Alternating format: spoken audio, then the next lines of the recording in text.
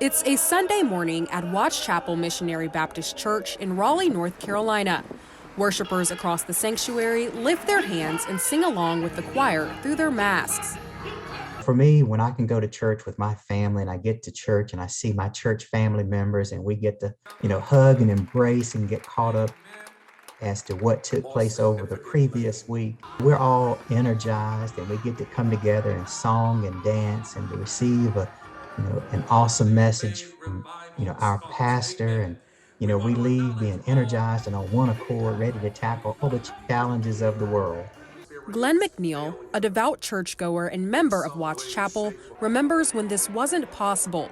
Senior pastor, Reverend Dr. Harry L. White Jr., closed the church doors in March of 2020 when the country was forced to shut down amidst the COVID-19 pandemic. All in-person gatherings were canceled, and he resorted to virtual platforms to deliver the word. February, March, it's like, this is serious. This is spreading. It's in America. It's in North Carolina. It's in Wake County. Okay, so-and-so died. Like, we may need to start thinking about what we're going to do as a church. Other pastors across the state, like Bishop Harry L. Cohen, leader of the New Covenant United Holy Church in Burlington, North Carolina for 46 years now, were forced to do the same. At first, it was devastating because I was accustomed to seeing a pretty good congregation. Despite their circumstances, the faith of White, Cohen, and the entire church community never wavered. So whenever there's a crisis, there's an opportunity. You have to maximize opportunities in the midst of crises. And that's exactly what the Black church and its followers have done.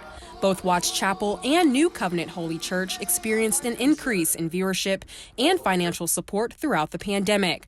As a result, they've been able to withstand the crisis and reopen their doors. The faith of the people has increased above and beyond measure. And they show me their love. They appreciate what I'm doing despite COVID. And I think that's it says that the message is most important. And members like McNeil have been able to return to in-person worship. The church will always be able to adapt and to overcome. A church is just a building. What makes it special is the people that come together to work together in a common cause and to fellowship with one another. Both White and Cohen say the same resilience that carried the Black church and community through centuries of oppression has continued to carry them through the COVID-19 pandemic. You don't have to have all of the fineries of life, but to have God on your side gives you that hard rubber ball resilience to keep bouncing back.